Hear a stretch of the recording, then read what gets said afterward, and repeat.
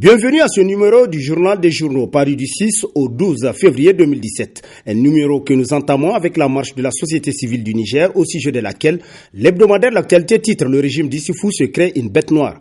Pour ce journal, l'adversaire potentiel d'Issoufou Mahamadou et par conséquent de tout son régime, disons la structure capable de lui arracher le bonbon de la bouche, n'est plus curieusement un parti organisé, encore moins un acteur politique attendu. Mais la bête noire est aujourd'hui la société civile du Niger, constate l'hebdomadaire qui poursuit plus loin que tout semble induire que cette société civile est plus en harmonie avec les Nigériens que les ténors du régime.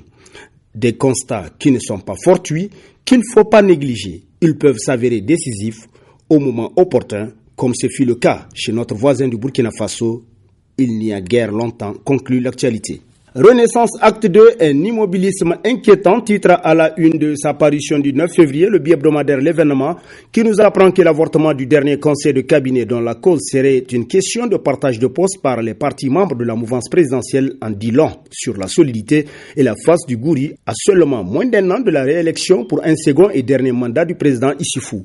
Au lieu d'apporter des solutions à la forte demande du peuple pour une gouvernance de qualité, les Renaissants, englués depuis le début de la nouvelle législature par une série de scandales politico-financiers, de pratiques corruptives et autres opérations de pillage des deniers publics, sont plus guidés par des instincts de prédation que de servir le peuple selon l'événement. Le coup de gueule du canard en furie titre dans ses colonnes l'hebdomadaire satirique du même nom. Fouillant dans le bilan quinquennal de Mohamed Issoufou, ce journal a relevé que le ministère des Enseignements primaires avait signé avec la Fondation Orange Niger une convention portant sur la dotation de l'école publique nigérienne en tablettes numériques. Et que selon ce document, ce sont quelques 1800 tablettes que la société de téléphonie cellulaire nommée devait mettre à disposition de l'école nigérienne. Probablement pour une première expérience à consolider et à éteindre au reste du système. Simple question de routine. Où sont passées ces 1800 tablettes dont Mohamed Issoufou a fait cas dans son bilan quinquennal? S'interroge le satirique qui poursuit plus loin.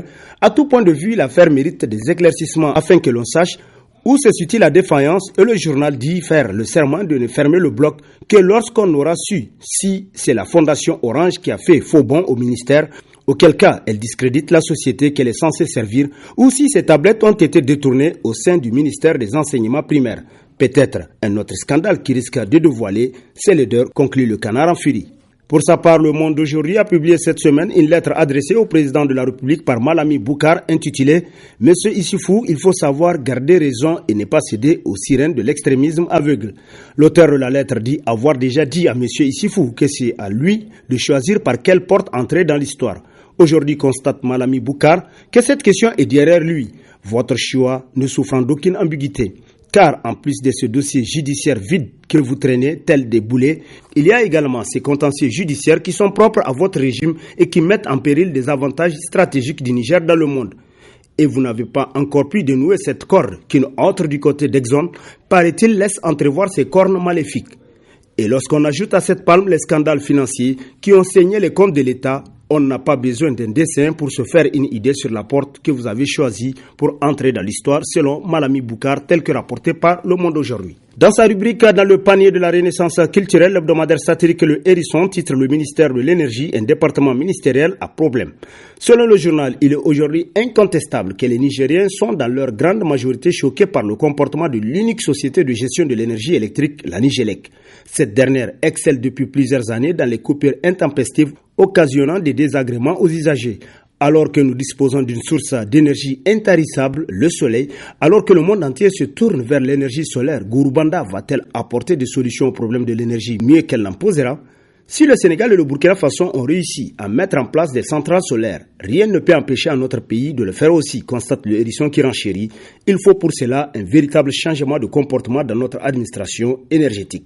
Affaire des bébés importés, le dossier refait surface, titre à sa une l'hebdomadaire Le Républicain qui nous apprend que c'est en principe le 13 février prochain que la Cour d'appel de Niamey connaîtra de nouveau le dossier qui défraie la chronique depuis 3 ans. Une dizaine de personnes de la High Society nigérienne sont présumées concernées par cette affaire. La personnalité la plus emblématique est sans conteste Hama Amadou, ancien président de l'Assemblée nationale. À présent que le dossier est en voie d'être relancé par la justice, on saura ce qui s'est réellement passé. C'est encore une fois de plus la preuve que le dossier est essentiellement judiciaire et non politique, conclut le Républicain. STJ, l'heure gagnant du Gouri System, titre entre autres dans sa rubrique Nation, l'hebdomadaire Le Courrier qui rappelle qu'il est à la tête d'une minuscule formation politique sans aucune assise populaire. Mais l'homme est depuis le hold-up électoral du 20 mars 2016 le plus heureux gagnant du système. L'homme, celui-là même, qui gueule plus que de raison, c'est Sanoussi Tambari Jakou. Sa part de gâteau dépasse celle de tous les partis qui ont accompagné Issoufou Mahamadou dans le hold-up. En effet, dans le partage, il a fait uniquement la promotion de sa famille, oubliant du coup les quelques rares militants de son parti.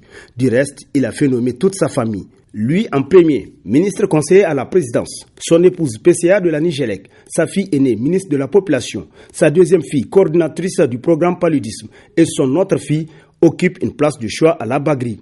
C'est la moisson de son soutien à Mahamadou Issoufou, constate le courrier.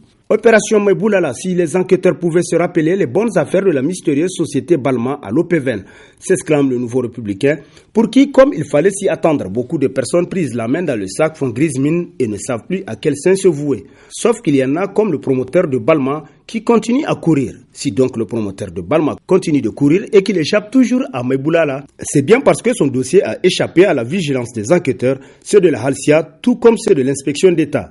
Il y a donc lieu de bien regarder les choses du côté des marchés octroyés par l'OPVN à une mystérieuse société dénommée Balma, telle que rapportée par le nouveau républicain.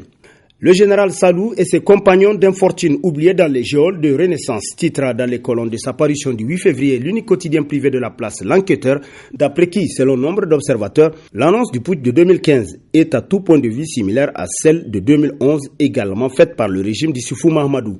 La lumière tarde à se faire, l'imbroglio est à son summum. Les mois s'égrènent, le mystère reste entier. Visiblement, le pouvoir de la Renaissance hésite à crever l'abcès de crainte de se ridiculiser une deuxième fois. Entre paranoïa et affairisme, le régime Issoufou Mahamadou peine à trouver ses repères, conclut l'enquêteur. Naissance d'une nouvelle organisation de la société civile prônant la révolution démocratique au Niger, titre dans ses colonnes hebdomadaires La Griffe, qui nous apprend que dans une déclaration publiée le 2 février dernier, des organisations de la société civile nigérienne ont mis en place une nouvelle structure dénommée Mouvement pour la révolution démocratique au Niger, MRDN en abrégé, menée par le cadre d'action pour la démocratie et les droits de l'homme, cadre. Ces organisations de la société civile prônent un changement radical de la classe politique nigérienne post-conférence nationale souveraine selon La Griffe, qui nous apprend davantage que les structures membres du MRDN veulent donc à travers leur révolution inverser les tendances actuelles pour redonner une image beaucoup plus reluisante au Niger et à son peuple. Sur ce, prend fin le présent numéro de la revue de presse. Prochain rendez-vous, plaise à Dieu dans une semaine avec toujours la même passion de vous servir. Bonne lecture et au revoir.